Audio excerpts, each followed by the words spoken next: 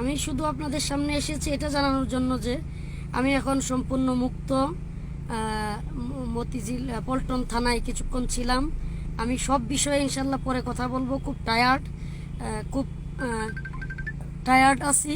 তো আমি শুধু একটা কথাই বলবো, আল্লাহকে সাক্ষী রেখে বলবো যে আমি কাউকে দেখানোর জন্য যাইনি।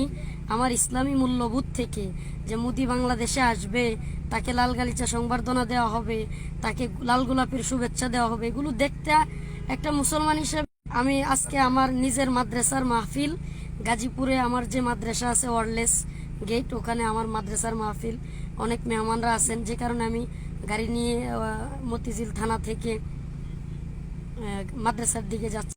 হাজির হয়েছেন অনেক ভাইয়েরা, আলহামদুলিল্লাহ। ভাইয়েরা আমার সাথে যোগাযোগ করেছেন, অনেকে থানায় এসেছেন দেখা করতে, অনেক লোক। তো আমি সবার জন্য দোয়া করি, আপনারাও আমার জন্য দোয়া করবেন। আমাদের এই ভালোবাসা হোক আল্লাহর জন্য, আমরা একে অপরকে আল্লাহর জন্য ভালোবাসবো। আল্লাহ প্রতিবাদ জানিয়েছেন, নিন্দা জানিয়েছেন, আমি সকলের জন্য দোয়া করি, আপনারাও আমার জন্য দোয়া করবেন। পরবর্তীতে ইনশাআল্লাহ কথা হবে এই বিষয় নিয়ে। আসসালামু আলাইকুম।